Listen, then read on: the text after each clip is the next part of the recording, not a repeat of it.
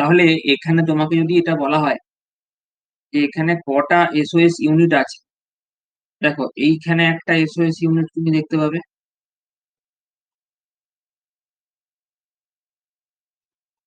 আবার এইখানে আরেকটা এসওএস ইউনিট তুমি দেখতে পাচ্ছ। কটা হলো? দুটো। এবার এইখানে দেখো আরেকটা এস ও এস ইউনিটও দেখতে পাচ্ছ। তাহলে এর অ্যান্সার কটা হবে? তিনটা। এবার তোমাকে যদি বলা হয় যে এখানে কটা সিগমা কটা পাই এসব থাকে, আসল কথা তোমাকে জানতে হবে যে সালফার ট্রাই অক্সাইড তার ভ্যালেন্সি স্যাটিসফাই এর জন্য ট্রাইমার হিসেবে থাকে।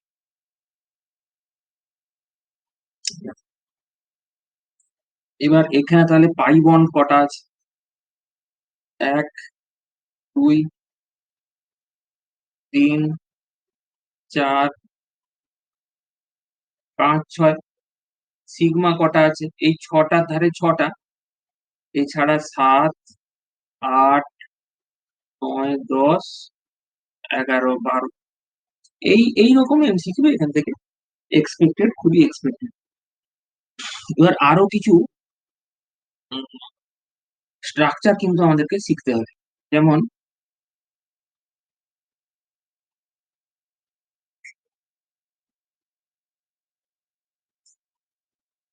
যেমন ধরো কারোজ অ্যাসিড বা পার মনোসালফিউরিক অ্যাসিড H2SO, এটার স্ট্রাকচার কি রকম একটু দেখা যাক।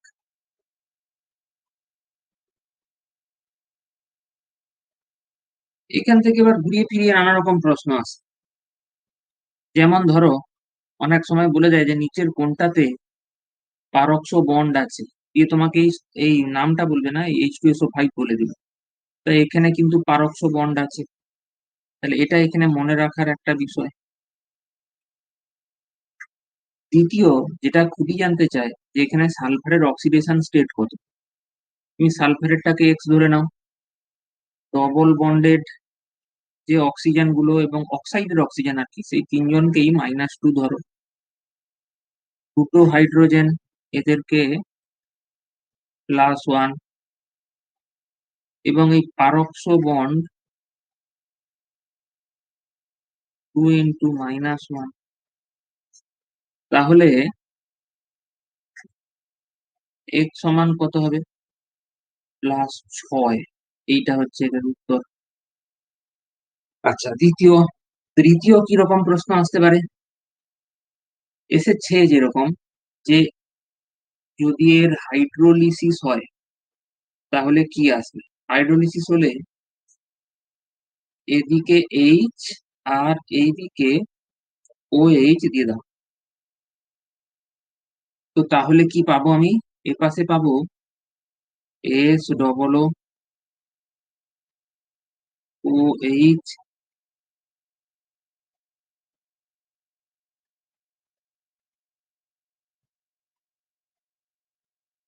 এই যে মলিকিউলটি এখানে লিখেছি, এইটাই হচ্ছে সালফিউরিক অ্যাসিড। তাহলে আমি যদি বলি 1 মোল কারোজ অ্যাসিড এর হাইড্রোলিসিস হলে কি তৈরি হয়, উত্তর হচ্ছে 1 মোল সালফিউরিক অ্যাসিড আর 1 মোল অফ হাইড্রোজেন পারক্সাইড, এইটি তৈরি হয়। এবার প্রশ্ন হচ্ছে আমি হাইড্রোজেনটাকে এদিকে রাখলাম কেন? দেখো এইখানে যদি একটা মাইনাস আসে তাহলে সে কিন্তু খুব ভালো রেজোনেন্স স্টেবিলাইজেশন পাবে, যেটা কিন্তু এখানে পাবে না। সেই কারণে আমি এদিকে মাইনাস ভেবে এখানে প্লাস ধরে মিলিয়েছি এবং অ্যান্সার মিলিয়েছি। আচ্ছা, আসা যাক নেক্সট পেজে।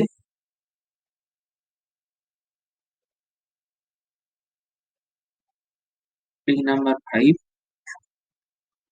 কোশ্চেন 5। স্ট্রাকচার শিখছি আমরা। যদি আমি বলি মার্শালস অ্যাসিডের কথা,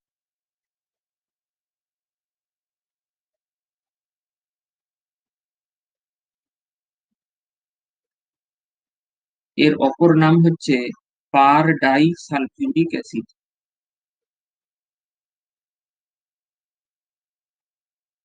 পার ডাই সালফিউরিক অ্যাসিড। একই রকম এখানে নানা প্রশ্ন আসে, তবে স্ট্রাকচারটা জানা থাকলে সবগুলোর উত্তর করতে পারা যায়। তাহলে ছবিটা আগে এঁকে ফেলি। এই ছবিটি দেখতে অনেকটাই আমাদের পরিচিত হাওড়া ব্রিজের।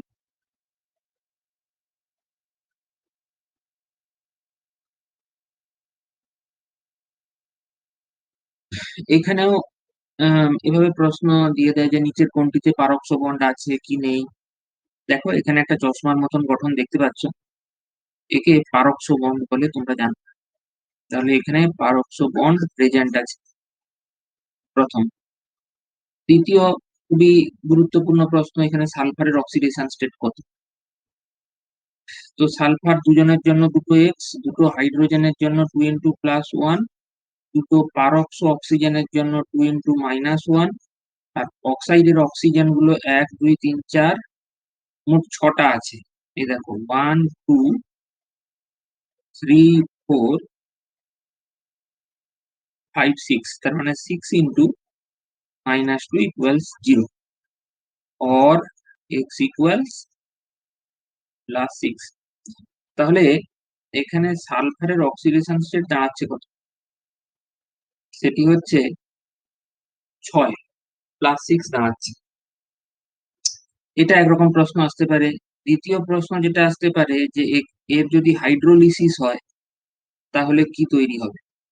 এখানে দেখো এই মলিকিউলটা সিমেট্রিক্যাল, যে কোনো একদিকে এইচ, যে কোনো একদিকে ওএইচ দিয়ে দাও, তাহলে দেখো একদিকে আসবে H2SO4 সালফিউরিক অ্যাসিড, আর একটা দিকে আসবে H2SO5। তার মানে 1 মোল অফ সালফিউরিক অ্যাসিড এবং এটার 1 মোল হাইড্রোলিসিস হলে এবং 1 মোল অফ ক্যারোজ অ্যাসিড বা পার মনো সালফিউরিক অ্যাসিড আমি পেয়ে যাবো। এরকম প্রশ্ন আসতে পারে। পরবর্তী আরো কিছু স্ট্রাকচার আমাদেরকে শিখতে হবে। যেমন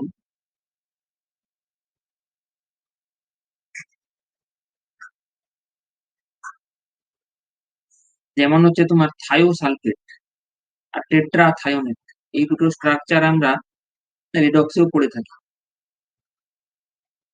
টেট্রাথায়োনেট, এটা হচ্ছে S4O6 2-। এখানে সালফারের অক্সিডেশন স্টেট জিজ্ঞাসা করতে করে, ছেলেমেয়েরা এরকম করে যে 4x + 6 × -2 টোটাল চার্জ এর মাথায় যত আছে, তাহলে x = 2.5।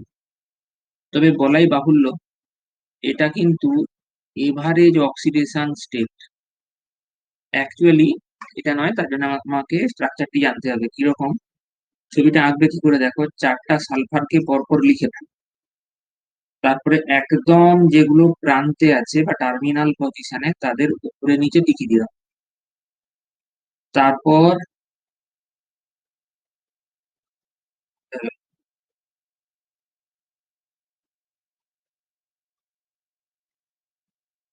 এখানে একটা O-,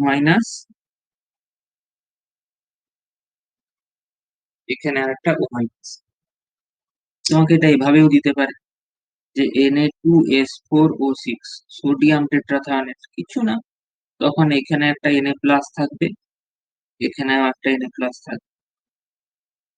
যাই হোক বিষয়টা একই, মাঝে যে সালফার গুলো রয়েছে তাদের অক্সিডেশন স্টেট 0, কারণ এদের দুদিকে কোনো ইলেকট্রোনেগেটিভিটি ডিফারেন্স নেই, দুদিকেই এরা দুটো সালফারের সাথে অ্যাটাচড আছে। এই যে সালফার গুলো, এদের অক্সিডেশন স্টেট বার করা যায়। যে কোনো একটাকে তুমি ধরে নাও, ধরা যাক এইটাকে দেখতে থাকো, এর অক্সিডেশন স্টেট এক্স ধরে নাও, এর সাথে একদিকে তো একটা সালফার যুক্ত আছে, 0। তিন দিকে 3টা অক্সিজেন আছে, তাহলে 3 × -2। এবার ধরো এই যে সোডিয়ামটা আছে, এটাকে সোডিয়ামটার জন্য +1, টোটালটা 0। কেন, এখানে তো মাঝে ইলেকট্রোনেগেটিভিটি ডিফারেন্স নেই। তবে হ্যাঁ, তুমি যদি এখানে সোডিয়াম না লিখতে, তাহলে তোমাকে টোটালটার জন্য -1 লিখতে হতো, এখানে চার্জ আছে বলে। উত্তরটা কি আসবে? আর x = +5। এখান থেকে আমি এমনকি লক্ষ্য করেছি আইআইটি তেও এরকম প্রশ্ন এসেছে যে Na2S4O6 ওর মধ্যে যে দুটো সালফার আছে তাদের অক্সিডেশন স্টেটের মধ্যে ডিফারেন্স কত? উত্তর হচ্ছে ডিফারেন্স 5। এইরকম প্রশ্ন আসে, দেখা যায়। এটা হলো টেট্রাথায়োনেট। চলো তাহলে থায়োসালফেটের কাছে আমরা চলে যাই।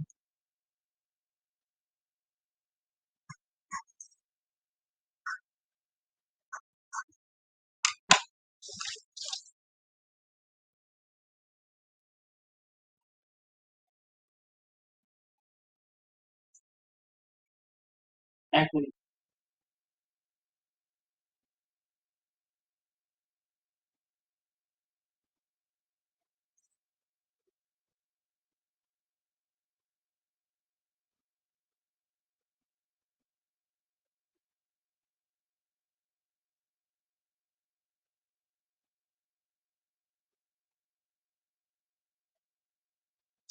হুম। তোমাকে যদি বলা হয় উম থায়োসালফেট,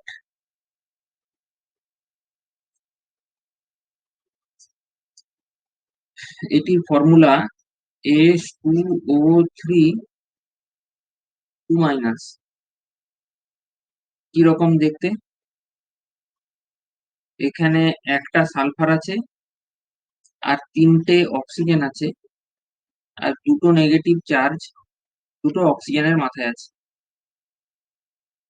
তো তোমাকে যদি এখানে সালফারের অক্সিডেশন স্টেট বার করতে বলা হয়, তুমি কিভাবে করবে? এক তো হচ্ছে ওপরের এই সালফারটা -2। কেন? যে কারণে এই অক্সিজেনটা -2, একই কারণে। এবার এই মাঝের সালফারটাকে যদি তুমি এক্স ধরে নাও, তাহলে একটা অক্সিজেন আর একটা সালফার জনে -2 করে, আর দুটোর মাথায় নেগেটিভ চার্জ আছে, তারাও -2 করে, টোটালটা -2। और x = 4 + 4 - 2 = +6। তাহলে এখানে দু রকম সালফার আছে, একজনের -2, একজনের +6। তো এইরকম আরো কতগুলি উদাহরণ তোমাকে একটু কষ্ট করে মনে রাখতে হবে। যেমন ধরো ডাই থায়োনাইট H2O4 2-।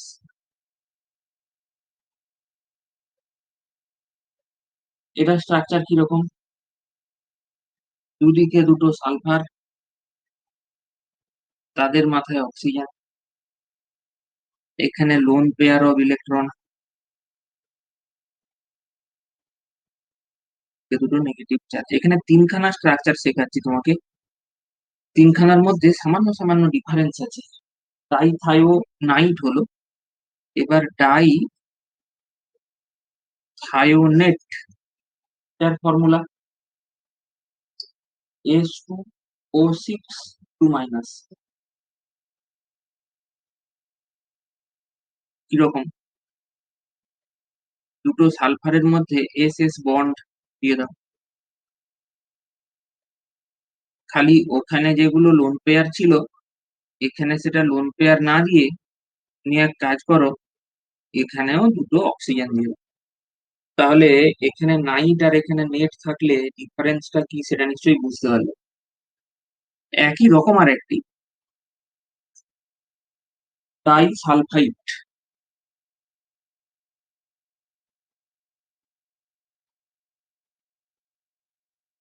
H2O5 2-। এটা এই দুজনের মাঝামাঝি একটা ব্যাপার, লক্ষ্য করো সেটা কি রকম। একটাতে অক্সিজেন থাকবে ডবল বন্ড হয়ে, আর আরেকটাতে লোন পেয়ার থাকবে, এইভাবে। এখান থেকে তোমাকে এছাড়াও বিভিন্ন রকম প্রশ্ন করতে পারে, যেমন একটা তোমাকে উদাহরণ দিই। কোশ্চেন নাম্বার 11-এ আসা যাক।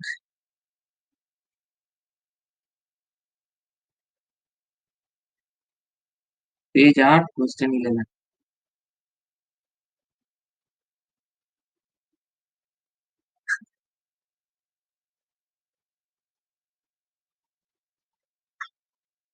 তোমাকে যদি বলা হয় এটা কেমিক্যাল বন্ডিং এও কেউ করতে পারে,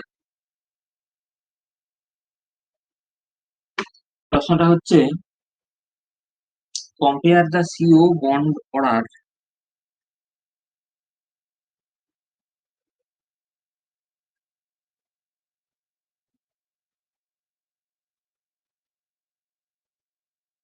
in carbon monoxide, carbon dioxide, acetate ion এবং কার্বনেট আয়ন।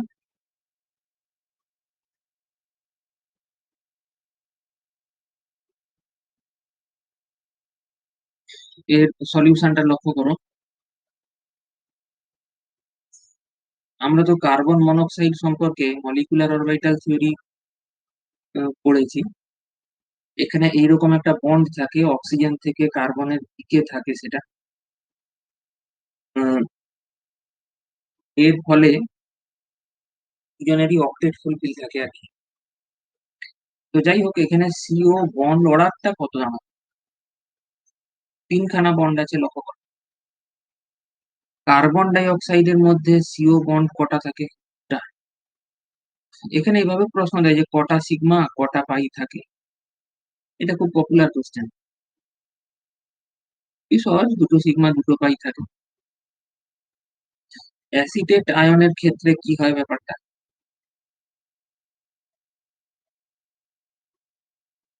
এর রেজোনেটিং স্ট্রাকচার এঁকে ফেলো। তখন তুমি কি দেখতে পাবে? ডবল বন্ডটা সিঙ্গেল বন্ড, সিঙ্গেল বন্ডটা ডবল বন্ড হয়ে গেছে। তাহলে বন্ড অর্ডার সিঙ্গেল আর ডবলের এভারেজ করে দাও, কত দাঁড়াবে? 1.5। কার্বনেটের কাছে আসা যাক। এটা হচ্ছে CO3 2-। এরও রেজোনেটিং স্ট্রাকচার গুলোকে এঁকে ফেলি। এখানে minus, single bond, double bond.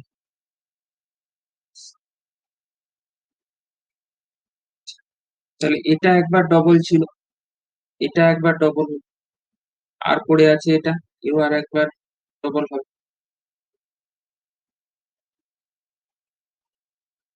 ও মাইনাস,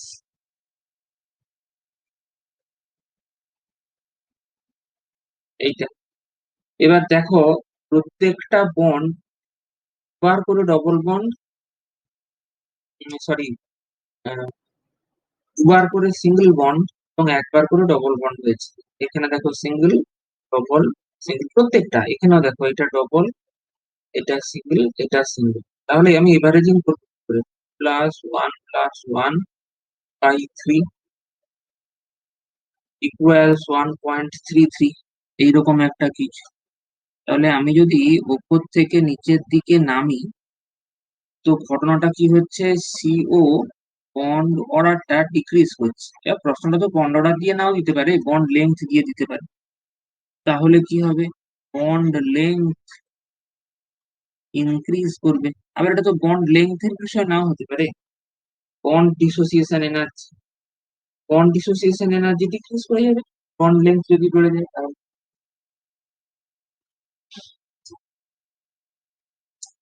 এবার আরো কিছু প্রশ্নে আসছি। যেমন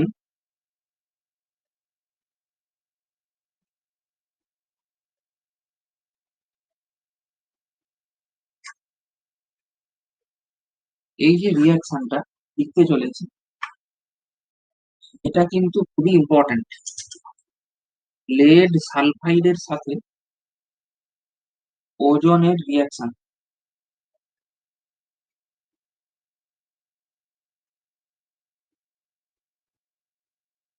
এখান থেকে PbSO4 +4O2 হয়। আচ্ছা, এখানে যদি আমি হাইড্রোজেন পারঅক্সাইডও ইউজ করতাম তাহলেও কিন্তু লেড সালফেট আসতো। অর্থাৎ উভয় ক্ষেত্রেই অক্সিডেশন স্টেট -2 থেকে +6 হয়। এবার এখানে আরো কিছু বিষয় বলার আছে। যেমন ধরো এই পিবিএক্স, এটার কালার হচ্ছে ব্ল্যাক। পিবিএসও 4, এটার কালার হচ্ছে হোয়াইট। এগুলো এমনকি ওয়েস্ট বেঙ্গল জয়েন্টের প্রশ্ন আসতে দেখেছি, যে একটা অয়েল পেন্টিং আছে, কালো হয়ে গেছে, তাহলে সেখানে একটা লিকুইড দিলাম, এক্ষেত্রে হাইড্রোজেন পেরোক্সাইড হবে, তখন হোয়াইট হয়ে গেল। তাহলে এই ক্ষেত্রে সালফারের অক্সিডেশন স্টেটের চেঞ্জ কি হলো না হলো, এই জাতীয় প্রশ্ন খুব আসতে দেখা যায়। যে এখানে একটা খুব গুরুত্বপূর্ণ নোট ওজনের প্রসঙ্গ যখন উঠতো, আমি করতে চাই। সেটার কারণ তোমরা হয়তো হায়ার স্টাডিজে যারা স্পেকট্রোস্কোপি পড়বে তারা পড়বে, কিন্তু আপাতত মনে রাখো যে ওজন, এমনকি এখন যেটা বলছি, এই জায়গাটা থেকে যেই মেনেও প্রশ্ন আসতে দেখেছি। ওজোন গ্যাস কি করে না, এই আল্ট্রাভায়োলেট রে কে অ্যাবজর্ব করে, কিন্তু কার্বন ডাই অক্সাইড ইনফ্রারেড কে অ্যাবজর্ব করে। এগুলো তোমরা যদি বড় হয়ে স্পেকট্রোস্কোপি, না ফিজিক্স বা কেমিস্ট্রি নিয়ে পড়াশোনা করো, বা ইঞ্জিনিয়ারিং এর কোনো ব্রাঞ্চ, তখন তোমরা এই বিষয়ে আরো জানবে। আচ্ছা, এছাড়া তোমাকে আরো যেগুলি বলার, যেমন ধরো এগুলো পড়েছো, যে স্ট্রাকচার অফ হাইড্রোজেন পারক্সাইড, এটা কিরকম তোমাদেরকে পড়িয়েছি আর কি, যখন হাইড্রোজেনের চ্যাপ্টার দিয়েছি। ওপেন বুট লাইক স্ট্রাকচার থাকে, এইখানে একটা লোন পেয়ার, এখানে আর একটা লোন পেয়ার থাকে, এখানে একটা লোন পেয়ার, এখানে আর একটা লোন পেয়ার থাকে।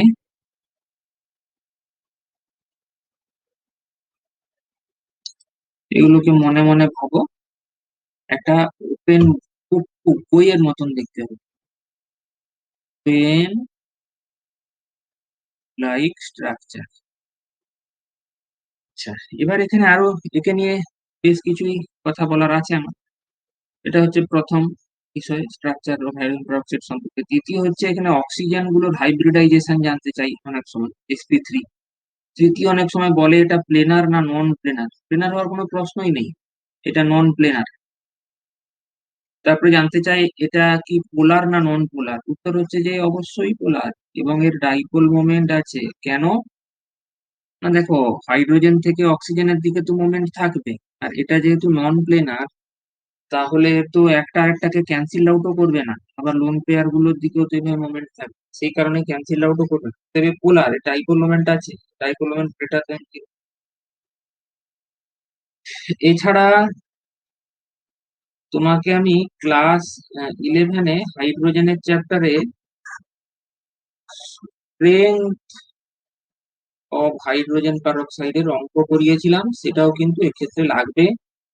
এর স্ট্রেংথ কে ভলিউম দিয়ে, পার্সেন্টেজ দিয়ে, নর্মালিটি দিয়ে, গ্রাম পার লিটার দিয়ে ইত্যাদিতে প্রকাশ করা যায়। তাদের মধ্যে একটা কনভার্সনের ফর্মুলা আছে, সেটা কিন্তু আমাকে এখানেও ভালোভাবে পড়তে হবে।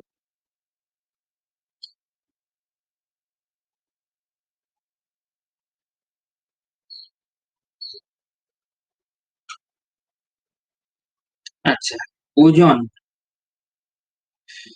এটা দেখতে কেমন আমরা আগের ক্লাসেও, মানে 11-এও পড়েছি ইত্যাদি। অক্সিজেনের তো মোট 8টা ইলেকট্রন, কিভাবে থাকে, 1s2, 2s2, 2p4।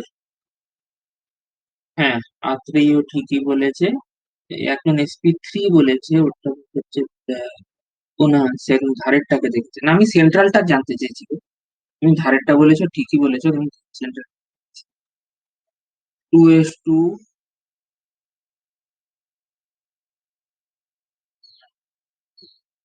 2p4, এইখানে sp2 হাইব্রিডাইজেশন থাকে। এবার কোনটা কোথায় যায়, এই যে লোন পেয়ারটা দেখছো, এটা কোঅর্ডিনেট বন্ড বানায় এইখানে, কোঅর্ডিনেট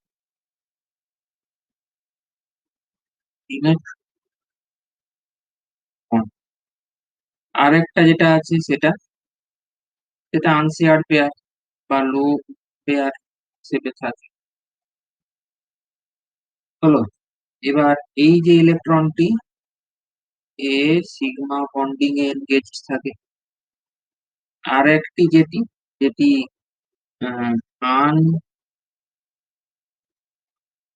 আনহাইব্রিডাইজড অরবিটাল, সেটা পাই বন্ড বানায়। এবার যদি বলা হয় যে ওজনে মোট কটা লোন পেয়ার আছে, সেন্ট্রাল অ্যাটমে একটা লোন পেয়ার আছে, কিন্তু মোট কটা লোন পেয়ার আছে বলতে গেলে তোমাকে বাকিদের অক্টেট ফুলফিল করে লোন পেয়ার ধরতে হবে। তাহলে এখানে total number of lone pair in O three, এগুলো আসে আর কি, খুব কমন কোশ্চেন। এক, তিন, চার, পাঁচ, ছয়, মোট ছটা লোন পেয়ার।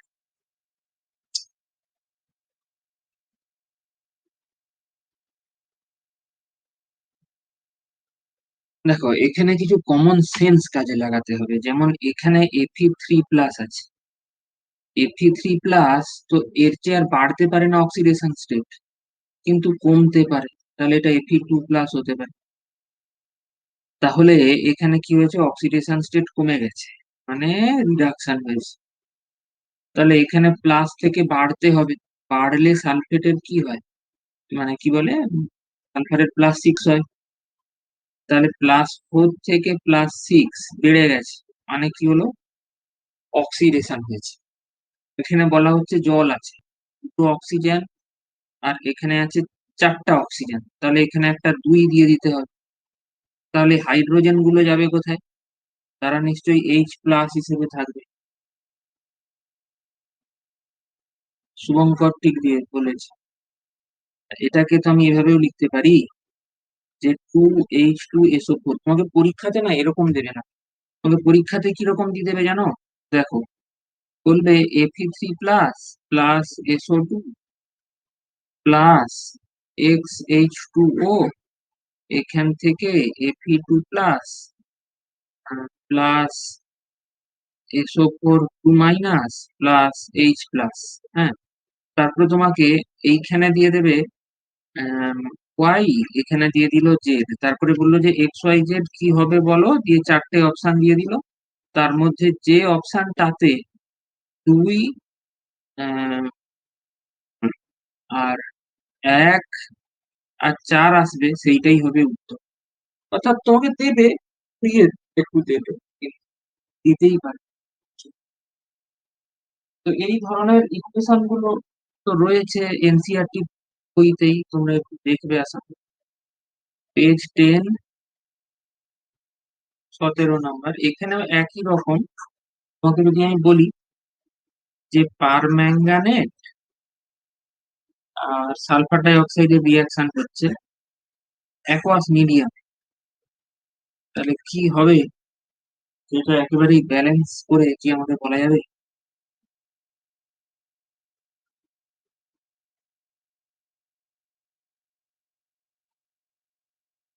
আচ্ছা, এবার এখানেও লক্ষ্য করো একই ব্যাপার, পারম্যাঙ্গানেটের মধ্যে ম্যাঙ্গানিজটা +7 আছে। এই যদি রিডিউসড হয়, হ্যাঁ, Mn O4 2- হয়, কিন্তু জেনারেলি Mn2+ হয়। তার কারণও আছে, এটা 3D5 হয়, স্টেবিলিটি আছে। তাহলে এটা যদি কমে গেছে, তো মানে রিডাকশন, তাহলে অক্সিডেশন, সালফার ডাই অক্সাইড সালফেটে হয়, এটা মনে রাখবে। তাহলে এখানে ছিল হচ্ছে +4 থেকে হলো হচ্ছে তোমার +6। আত্রেইবিয়া, ঠিক নেই। এটা হচ্ছে অক্সিডেশন। এবার ওই অক্সিডেশন স্টেট মেথডে ফিরে যাও। MnO4- থেকে, তা আগের পেজেও কি আমি ওই এরকম ভাবে দেখিয়েছি না, এমনিতেই হয়ে গেছিল, সহজ ছিল আর কি। থেকে যখন Mn2+ হয়, তাহলে চেঞ্জ ইন অক্সিডেশন স্টেট কত? +7 থেকে +2 হয়েছে, মানে চেঞ্জ ইন অক্সিডেশন স্টেট 5। আবার যদি SO2 থেকে SO4 মাইনাসে যায়, তাহলে চেঞ্জ ইন অক্সিডেশন স্টেট কত? +4 থেকে +6, মানে 2। এবারে মনে আছে তো এই উদরপিণ্ডি বুদরভারের ব্যাপারটা? তাহলে এখানে কি হবে, 2Mn O4- থেকে 2Mn2+, 2 দিয়ে গুণ হয়ে যাচ্ছে, উপরেরটাকে 2 দিয়ে গুণ আর নিচেরটাকে 5 দিয়ে গুণ। হুম। তাহলে উপরে যা কিছু আছে তাকে 2 দিয়ে, নিচে যা কিছু আছে তাকে 5 দিয়ে মারবে, তখন এখানে 2Mn2+ হবে, প্লাস 5SO2। এখানে কি আসবে? 5SO4 2 মাইনাস আসবে। বলেছে মিডিয়ামে জল আছে। এবার যদি জল দিই, প্রথম আমার উদ্দেশ্য কি থাকবে? অক্সিজেন মেলানো। এখানে অক্সিজেন কটা আছে? 20টা। এখানে কটা? 8টা। আর এখানে 10টা, তার মানে 18টা। তাহলে মিলাতে হলে এখানে 2 দিতে হবে। তাহলে হাইড্রোজেন গুলো কোথায় যাবে? হাইড্রোজেন গুলো এখানে 4H+, এই হিসেবে চলে আসবে।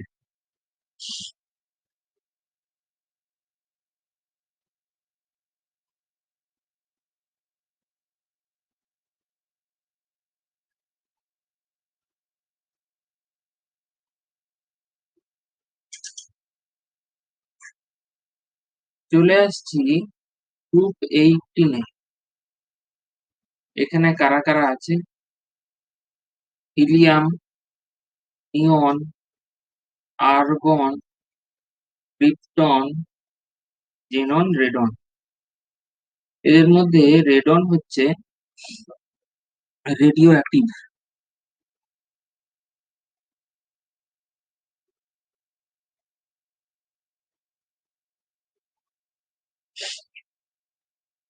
তো এদেরকে ইনার্ট গ্যাসও বলা হয়। কেন বলা হয়? তার কারণ হচ্ছে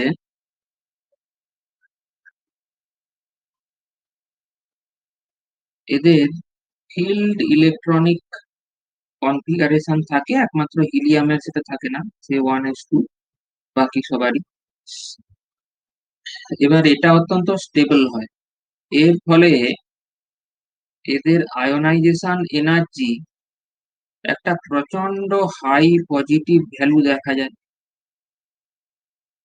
এবং ইলেকট্রন অ্যাফিনিটি খুবই লো হয়। এর এখন তাকে যদি রিঅ্যাক্ট করতে হয়, তাহলে হয় ক্যাটায়ন অথবা অ্যানায়নে পরিণত হতে হবে। তাহলে তার আয়োনাইজেশন এনার্জি বা ইলেকট্রন অ্যাফিনিটি থাকতে হবে ভালো। এর কোনোটাই নাই। তাহলে আর কি করবে? তবে বার্টলেট বলে একজন সায়েন্টিস্ট, তুমি এনসিইআরটি টেক্সট বুকে দেখবে, উনি জেননের কম্পাউন্ড প্রথম বানান। উনি আসলে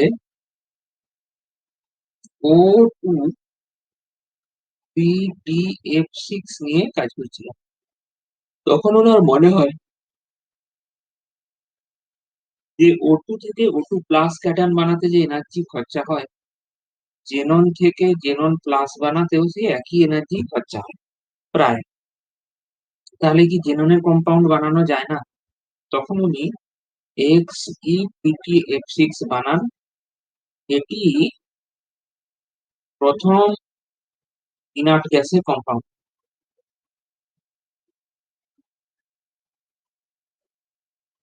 ওকে।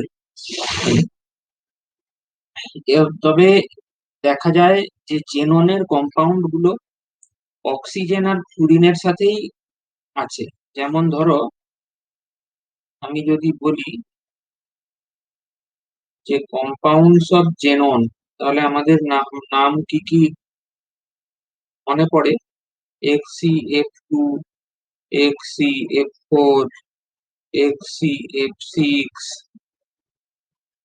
Xc O3, Xc F2, Xc F5 minus, এই এটা একটা আয়ন হয়ে গেল।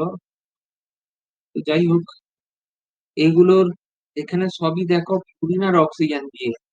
এবং এমনটা কেন? তার কারণ হচ্ছে ফ্লুরিন আর অক্সিজেনের দুটো জিনিস আছে, স্মল সাইজ আছে এবং হাই ইলেকট্রোনেগেটিভিটি,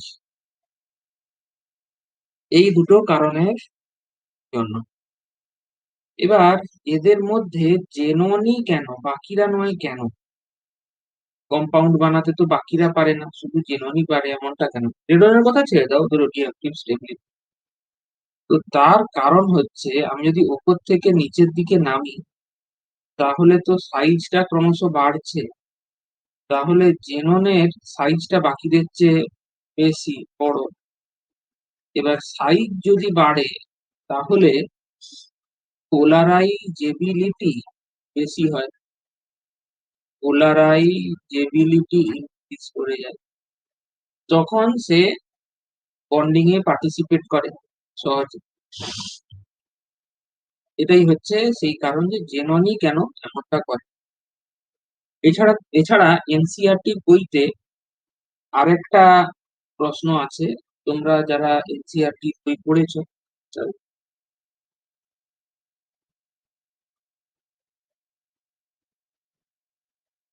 এই যে একটু আগেই তো আমরা তো এই পোলারাইজেবিলিটির ব্যাপারটা দেখলাম। তো এখানে ওই একই রকম, উপর থেকে নিচের দিকে নামলে,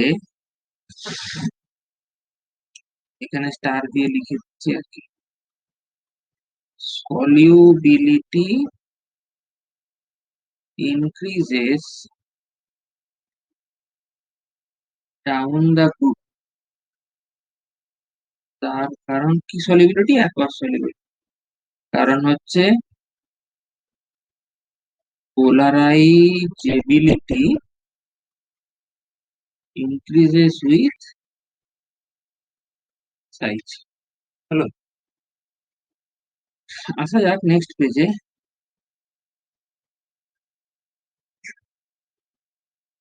তো এই চ্যাপ্টারের সবচেয়ে গুরুত্বপূর্ণ জায়গাগুলোর মধ্যে কিছু ইকুয়েশন আছে, যেগুলো টোটালি এনসিইআরটি বেসড। তার মধ্যে কিছু হাইড্রোলিসিস আছে,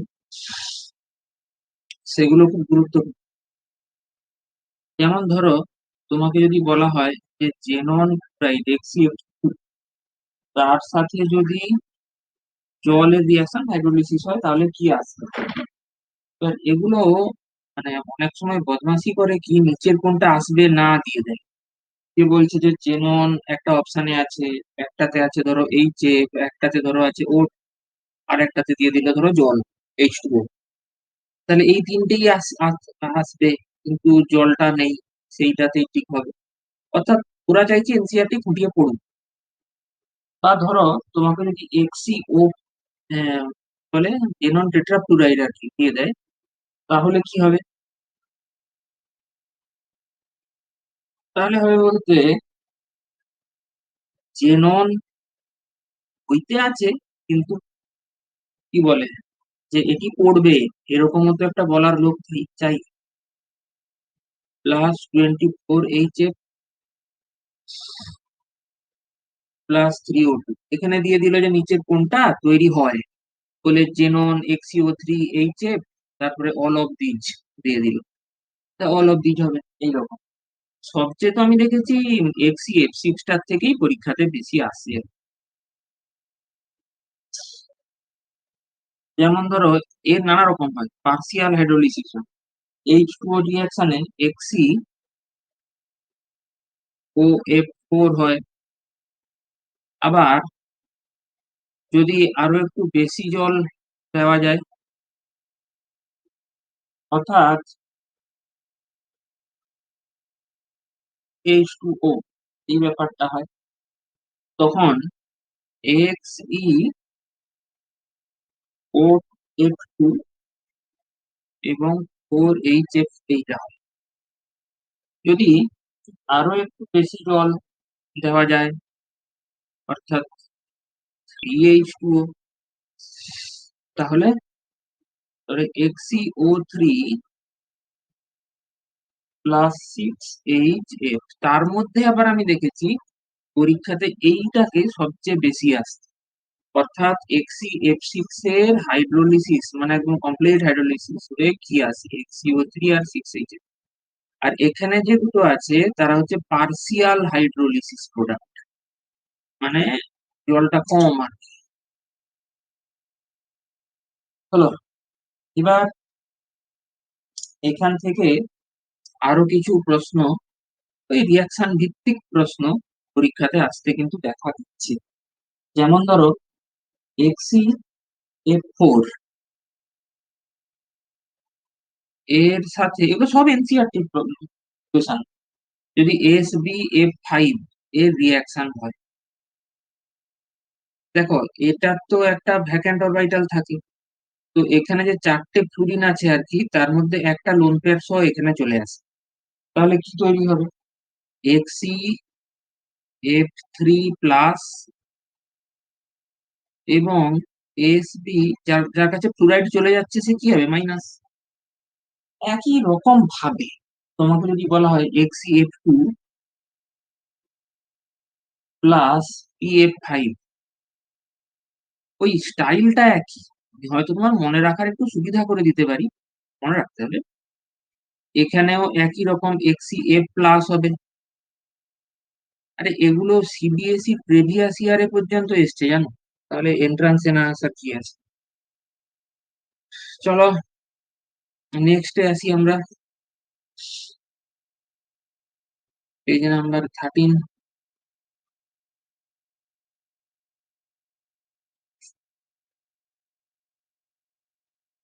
মানে এত করেও কিছু আছে যেগুলো তুমি না হলে পারবে না, যেমন ধরো XeF না জানা থাকলে XeF6 প্লাস MF, মেটালের ফ্লুরাইড আছে, এখান থেকে কি আসবে? এখানে মেটালটা মানে হচ্ছে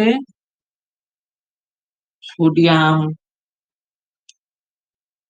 পটাশিয়াম, রুবিডিয়াম, সিজিয়াম, এগুলো। দেখো মেটালের তো একটা সবসময় ক্যাটায়নে যাওয়ার টেন্ডেন্সি থাকে, তাহলে সেটা তার প্লাস হয়ে যায়, আর এখানে XeF7 মাইনাস হয়ে যায়।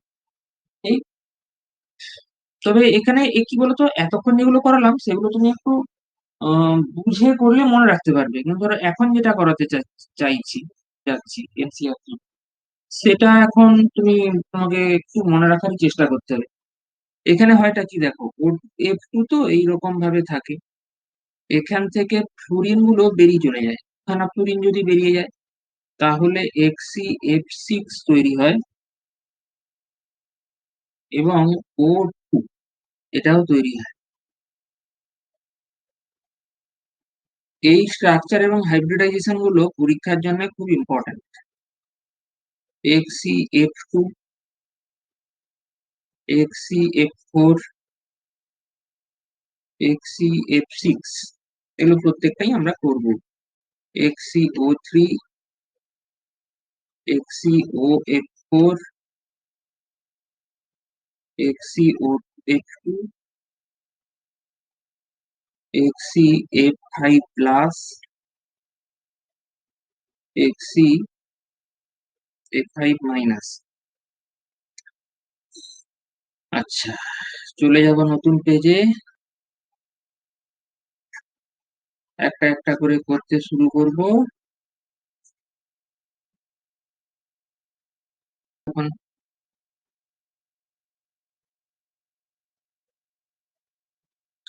জেননের 8, দুটো ফ্লুরিন 2, তাহলে হচ্ছে 10, তাকে যদি আমি 2 দিয়ে ভাগ করি তখন হয় কত? 5, 5 হলে sp3d, মানে ট্রাইগোনাল বাইপিরামিডাল স্ট্রাকচার।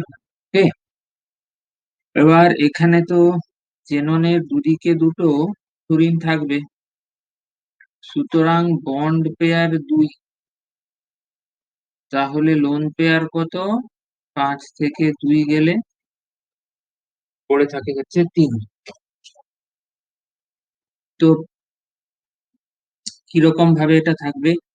আমরা তো এটা জানি যে যখন টিবিপি স্ট্রাকচার হয়, তখন যদি লোন পেয়ার থাকে, যদি ডবল বন্ড থাকে, এদেরকে ইকুয়েটোরিয়াল পজিশনে রাখতে হয়। তো এখানে ছবিটা কিরকম হবে?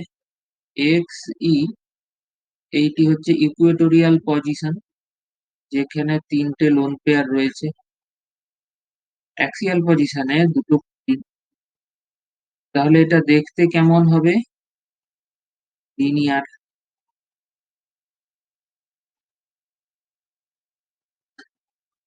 এটা হলো একেরটা। ডুয়েটটায় ছিল হচ্ছে XCF4, জেনন 8। তোমরা XCF4 এর স্ট্রাকচারটা কি হবে ইয়েতে লিখো, হোয়াটসঅ্যাপ গ্রুপে। +4 মানে হচ্ছে 12। অর্থাৎ আমি যদি টোটাল ইলেকট্রন পেয়ার কত বলি আর কি, তাহলে জিনিসটা কত দাঁড়াবে? 6টা। 6 মানে কি? sp3 p hybridization octahedral structure. কিন্তু অক্টাহেড্রাল বললে হবে না, লোন পেয়ার বাদ দিয়ে কি হবে সেটা বলতে হবে। হ্যাঁ, আমি তোমাদের হোয়াটসঅ্যাপে অ্যান্সার দেখছি, তোমরা দেখতে পাচ্ছি যারা দিচ্ছ। XE এবং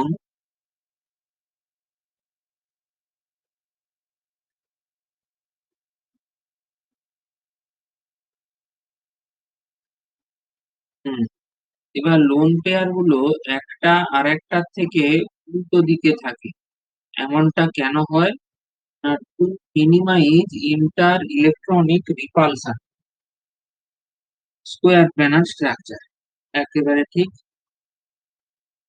তাহলে এটা কি হলো? স্কোয়ার প্ল্যানার হলো। হুম, এখানে একটা ছোট্ট কমেন্ট করে দিই। The two bone pairs are at trans position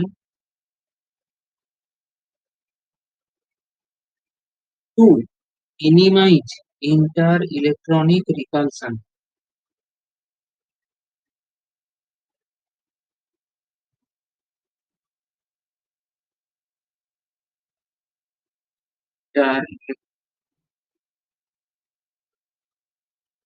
hello, page number 15-এ আসি। আচ্ছা, এটা কিন্তু খুবই গুরুত্বপূর্ণ, একটু মন দিয়ে শুনবে। জেনন হেক্সাফ্লুরাইড সব ইম্পর্টেন্ট, স্টার মার্ক করে দিচ্ছি। জেনন হেক্সাফ্লুরাইড, এখানেও একই রকম ভাবে ইলেকট্রন পেয়ার হিসাব করো। জেননের 8, ফ্লুরিনের 6, বাই মানে হলো 7। তাহলে কি হয়? sp3d3 হাইব্রিডাইজেশন, অর্থাৎ পেন্টাগোনাল বাই পিরামিডাল। এবার কিছু সমস্যা আছে। যেমন ধরো, আমি যদি পেন্টাগোনাল বাই পিরামিডালের ছবি আঁকি, তাহলে ছবিটা এই রকম। আমরা জানি টিবিপি বা পিবিপির ক্ষেত্রে অ্যাক্সিয়াল বন্ড গুলো লম্বা হয়। কেন হয়? ইন্টার ইলেকট্রনিক ইন্টারঅ্যাকশনের জন্য। হুম, তাহলে এখানে একটা কমেন্ট করা যাক।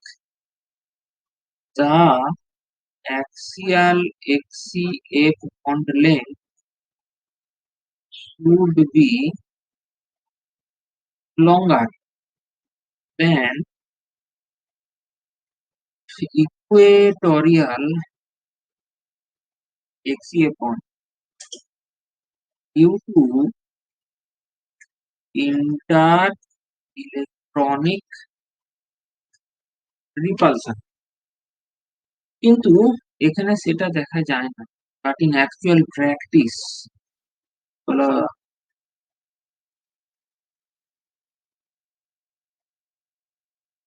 আচ্ছা, এখানে একটা ছোট্ট মিস্টেক হয়ে গেছে। সেটা হচ্ছে এইখানটাতে তো আহ একটা লোন পেয়ার থাকার ব্যাপারটা হচ্ছে, এখানে বন্ড পেয়ার হচ্ছে 6টা, তাহলে লোন পেয়ার তো 7 থেকে 6 বাদ যাবে। আচ্ছা, তো লোন পেয়ার যেমন হয় পিভিপি পিভিপির ক্ষেত্রে ইকুয়েটোরিয়াল পজিশন ফেভার ফেভার করে, এটা তো যেটা বলছিলাম। বাট ইন অ্যাকচুয়াল প্র্যাকটিস কি দেখা যায়, all the 6 XEF bonds are of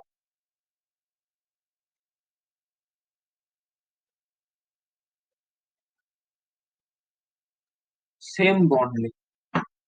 তাহলে এটা কি রকম হলো? এ তো মহা সমস্যা হয়ে গেল। আসলে ব্যাপারটা হচ্ছে XEF6 এ sp3 D2 হাইব্রিডাইজেশন। এখন এখানে তো তাহলে 3 আছে, তাহলে এখানে আবার 2 আছে, তাহলে আর একটা গেল কোথায়? হ্যাঁ, আর একটা আনহাইব্রিডাইজড ডি অরবিটাল। সে তো বুঝলাম, এটা তাহলে দেখতে কেমন হবে? এক্সি 6 দিকে 6টা দিন, এই হয়ে গেল একটা অক্টাহেড্রন, এবং যে কোনো একটা ফেসের দিকে একটা লোন পেয়ার মুভ করে থাকে। তাহলে এই যে আনহাইব্রিড ডি অরবিটাল, এখানে আমাকে লিখতে হতে পারে facing towards any one of the, একটা অক্টাহেড্রনের মোট কটা ফেস? 8টা। 8 ফেসেস অফ দা হেড্রন। তো এই জন্য এটার আর একটা নাম আছে, বাইরে থেকে দেখলে যেন মনে হয় টুক করে আছে, তাই একে ক্যাপড অক্টাহেড্রন বা ডিস্টর্টেড, মানে এই লোন পেয়ারটার উপস্থিতির জন্য তো একটু বেঁকে চুকে যাবে এই স্ট্রাকচারটা, ডিস্টর্টেড অক্টাহেড্রন বলা হয়। তো এই যে স্ট্রাকচারটি আমি বললাম, এটা রুম টেম্পারেচারে ঠিকই আছে, কিন্তু তারপরেও রহস্য আছে। সেটা কিরকম, পেজ 16 আসা যাক।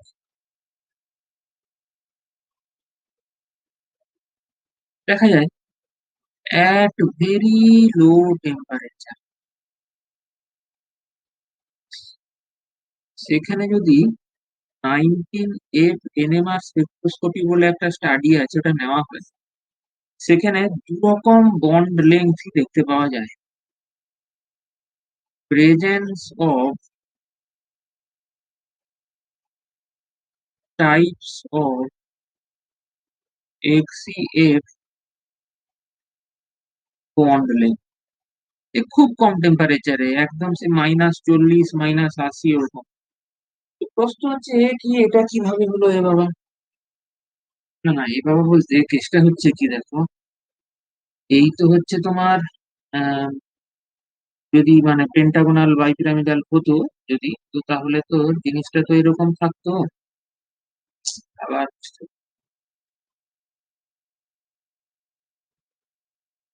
এখানে একটা XE, এখানে আর একটা XE, এবার এইগুলো একটু লম্বা আছে, ঠিক আছে। এবারে এই যে লোন পেয়ারটা না, এ তো যে কোনো দিকেই মানে যদি এটা,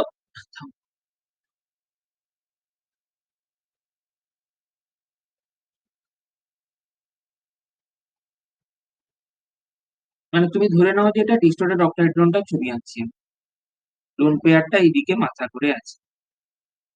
এবার এই লোন পেয়ারটা যে শুধু ওই দিকেই মুখ করে থাকবে তা নয়, এ যে কোনো দিকেই যেতে পারে। তাহলে ধরা যাক লোন পেয়ারটা নিচের দিকে মুখ, তখন তো সে এরকম একটা জায়গাতেও একবার আসতে পারে। সেটা দেখতে কি রকম হবে?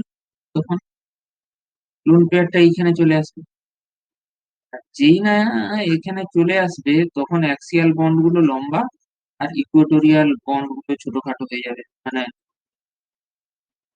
মানে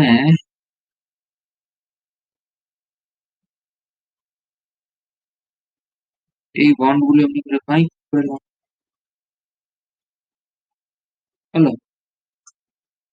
এই হচ্ছে এর রহস্য।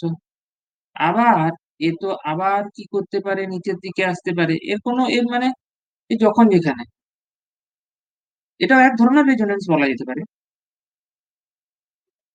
তো ধরা যাক আবার যখন এখানে চলে এলো, তখন আবার সব বন্ড লেন্থ কিন্তু একই হয়ে যাবে। ইন্টার ইলেকট্রনিক রিপালশনের জন্যই তো হয়। তো তাহলে জিনিসটা এখানে যে ইকুইলিব্রিয়ামটা আমি দেখছি, এটা কিসের মধ্যে হচ্ছে? এটা হচ্ছে ডিস্টর্টেড অক্টাহেড্রন স্ট্রাকচার। এটা হচ্ছে ডিস্টর্টেড অক্টাহেড্রন স্ট্রাকচার, মাঝেরটা হচ্ছে পেন্টাগোনাল বাইপিরামিডাল স্ট্রাকচার, এরকম হয়। তো তাহলে এখানে একটা বিশেষ ঘটনা আমরা দেখলাম খুব মজার, যে এক্সি এফ সিক্স এর মধ্যে স্টিরিওকেমিক্যালি নন রিজিড এই মলিকিউলটা, স্টিরিও কেমিক্যালি। এটার মানে, মানে এই এক্সিএফ সিক্স অক্টাইডন হবি না চ, না এই এক্সিএফ সিক্স পেন্টাগোনাল বাইপ্রাইমাল হবি না চ, এ কোনো রিজিড নয়। এর এর মধ্যে স্টিরিওকেমিক্যালি নন রিজিডিটি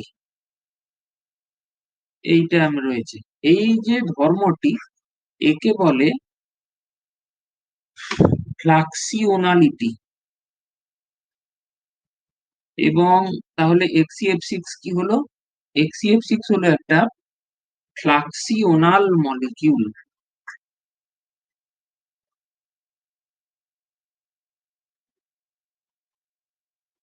হলো। পেজ নাম্বার 17-এ আসা যাক।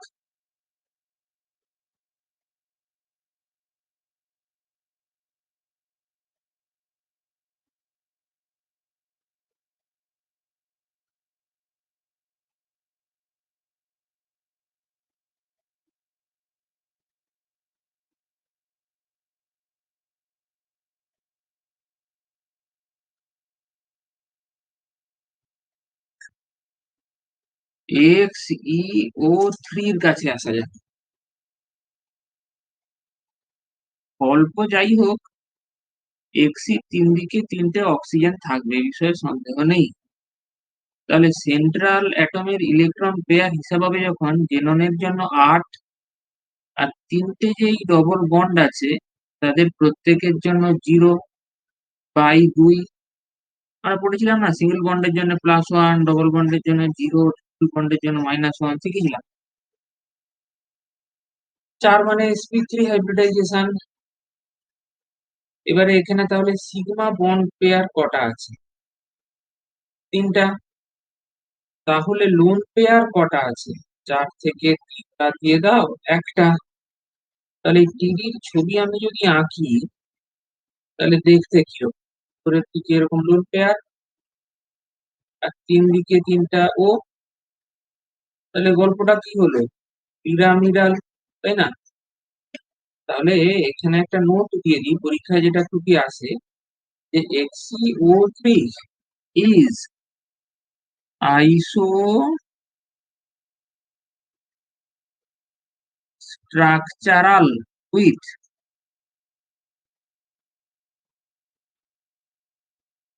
NH3 and H3O plus. Next আমরা আসছি XeOF4।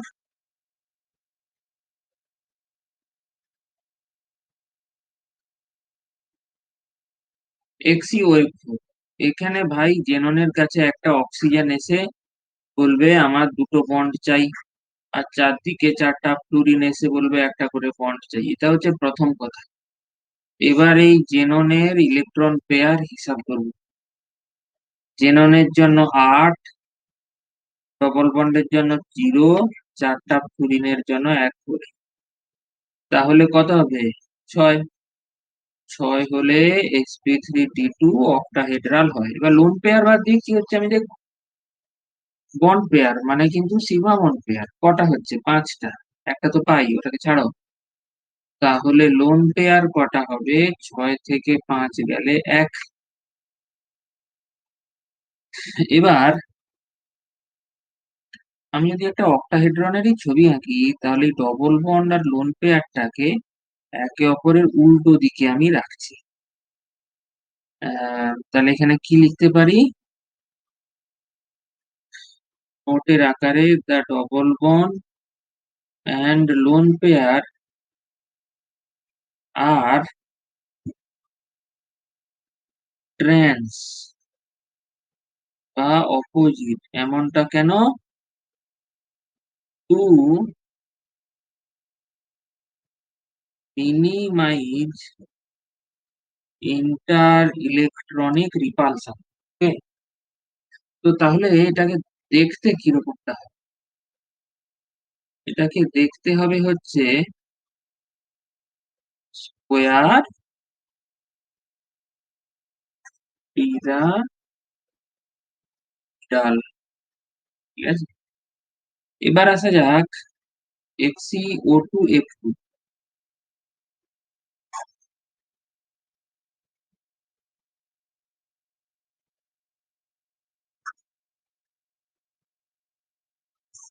এইটির স্ট্রাকচার কিরকম হবে আমরা দেখব।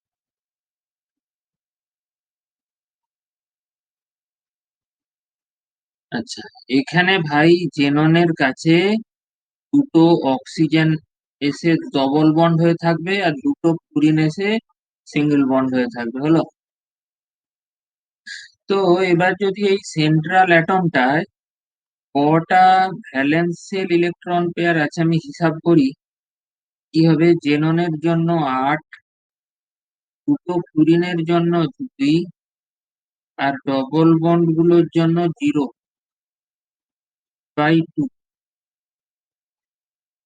ইকুয়ালস 5। মানে হচ্ছে sp3d হাইব্রিডাইজেশন, অর্থাৎ ট্রাইগোনাল বাইপিরামিডাল স্ট্রাকচার। এখানে সিগমা বন্ড পেয়ার কটা আছে? 1, 2 আর নিচে 3 আর 4। তাহলে লোন পেয়ার কটা? 5 থেকে 4 গেলে 1। তাহলে এটা তো আমরা জানি যে টিবিপি স্ট্রাকচারের ক্ষেত্রে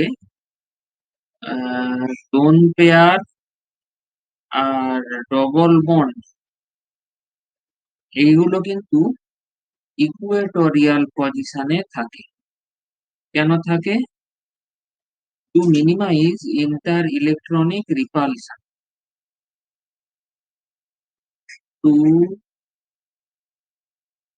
মিনিমাইজ ইন্টার ইলেকট্রনিক রিপালশন।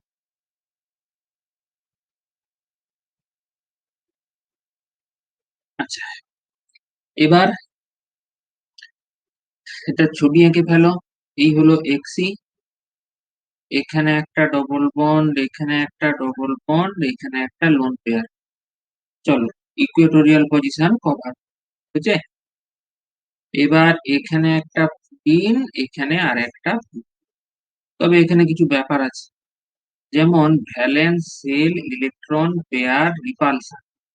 সেই অনুসারে এই ডবল বন্ড গুলোর মধ্যে যে রিপালশন, সরি বন্ড পেয়ারের মধ্যে যে রিপালশন আর বন্ড পেয়ার লোন পেয়ারের মধ্যে যে রিপালশন, তাদের মধ্যে এলপিভিপিটা বেশি। ফলে এটা দেখতে কিরকম হবে? এই রকম দেখতে। তার মানে এটা দেখতে কিরকম হলো? বাচ্চারা যে ঢেঁকি চড়ে, শিশু, সেইটার মতন দেখতে হয়ে গেল।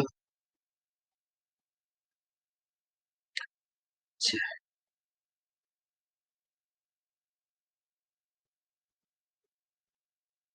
আসা যাক নেক্সটে।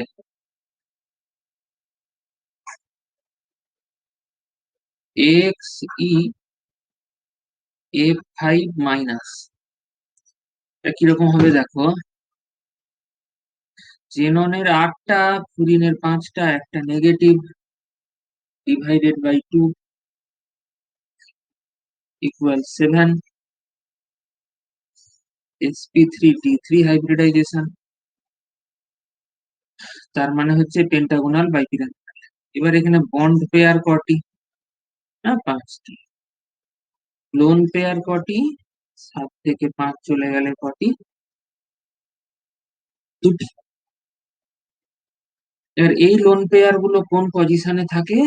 ইকুয়েটোরিয়াল পজিশনে। তাহলে Xc F5 মাইনাস কে দেখতে কেমন হবে দেখো। এখন 8 5 13 1 14, সব ঠিক আছে। Xc F5 মাইনাস কে এবার দেখতে কেমন হবে, তো এই জায়গাটাতে একটু মেনশন করতে হবে আমাকে। এই জায়গাটা, এটা টিবিপির ক্ষেত্রে ইকুয়েটোরিয়ালে থাকে, কিন্তু পিবিপির ক্ষেত্রে যদি দুটো লোন পেয়ার থাকে, তারা কিন্তু ট্রান্স বা অপোজিট পজিশনটাই প্রেফার করে। কেন? To minimise LP LP repulsion. এটা কিন্তু সেই কারণেই গুরুত্বপূর্ণ এবং সেই জন্যই আমার দেওয়া। শুধু sp3d3 বলে দিলে তো হলো না, কোনটা কোথায় থাকবে সেটাও কিন্তু আমাকে বলতে হবে। তাহলে 3টা 4টা 5টা, উপরে একটা লোন পেয়ার আর নিচে আর একটা লোন,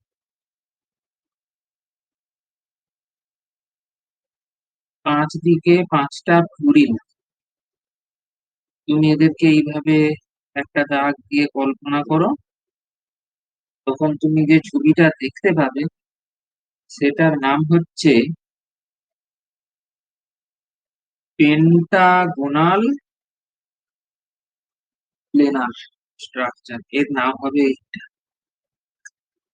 পেন্টাগোনাল প্লেনার। হলো, এবার আসা যাক নেক্সট পেজে, পেজ 21। Xef5 প্লাস, জেননের 8টা, ফ্লুরিনের 5টা, একটা বাদ দিয়ে দাও, তাহলে ইলেকট্রন পেয়ার কটা দাঁড়াবে? 8 5 13 থেকে 1 গেলে 12, 2 দিয়ে ভাগ করলে 6। তো 6 হলে কি হয়? sp3 ডিহাইব্রিডাইজেশন হয়,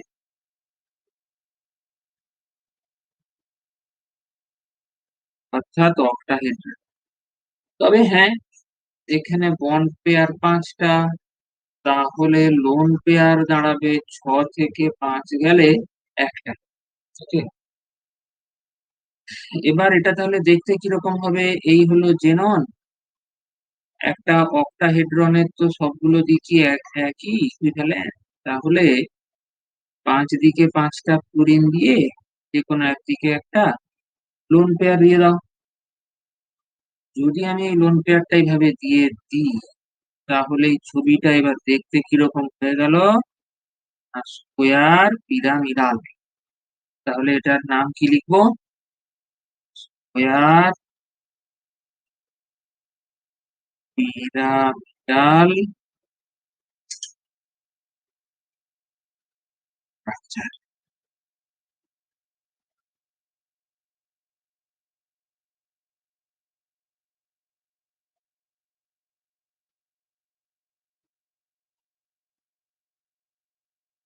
পেজ 22। এই প্রশ্নটি এনসিইআরটি টেক্সট বুকে আছে। সেটা হচ্ছে, যারা স্কুবা ডাইভার মানে সমুদ্রের খুব গভীরে যায়, তারা যে সিলিন্ডারটা সঙ্গে নিয়ে যায়, তাতে অক্সিজেনের সাথে নাইট্রোজেন কিন্তু থাকে না। কি থাকে? অক্সিজেনের সাথে নাইট্রোজেনের বদলে হিলিয়াম থাকে। প্রশ্ন হচ্ছে, এই হিলিয়ামটা কেন থাকে? এটার উত্তর হলো, solubility of helium in blood is less than nitrogen। এর ফলে বেন্ডিং বলে একটা সমস্যা দেখা যায় এদের মধ্যে, ডুবুরিদের মধ্যে, সেটা হিলিয়ামকে ব্যবহার করলে হয় না। মানে ব্যাপারটা কি, যারা স্কুবা ডাইভার তারা তো অনেকটাই সমুদ্রের তলায় চলে যায়, তখন ওই হাই প্রেসারে, তোমরা হেনরিজ ল সলিউশনের চ্যাপ্টারে পড়েছো, ওই হেনরিজ ল অনুসারে তার ব্লাডে নাইট্রোজেন বেশি গুলে যায়। তারপরে যখন সে ওপরে উঠে আসে, তখন তার ব্লাডের মধ্যে, মানে কি বলবো, যে বাবল হয়ে এগুলো বেরোতে থাকে, তখন তার প্রচন্ডই কষ্ট হয়, এইটাকে বেন্ডিং বলে।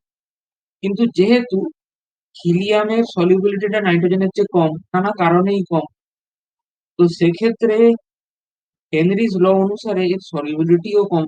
নাইট্রোজেনের লোন পেয়ার টোন পেয়ার আছে, তার ব্যাপারটা আলাদা। তো এর ফলে ব্লাড থেকে ওই বাবল হয়ে বেরানোর ঘটনাটাও এর জন্য কমই হবে, যেহেতু সে গুলেছিলও কম। এর ফলে বেন্ডিং এর যে কষ্টটা সেটা বেশি হয় না। এই কারণে ডুবুরিরা নাইট্রোজেনের বদলে হিলিয়ামকে নিয়ে যায় অক্সিজেনের সাথে ডাইলিউট করার জন্য। এবার পুরোটাই অক্সিজেন নিয়ে গেলে কি হতো, আমাদের যে শরীর সেটা অক্সিজেনের তো একটা নির্দিষ্ট কনসেন্ট্রেশনে কাজ করে, তাহলে তাকে সেই পার্সিয়াল প্রেসারটা দিতে হবে আর কি।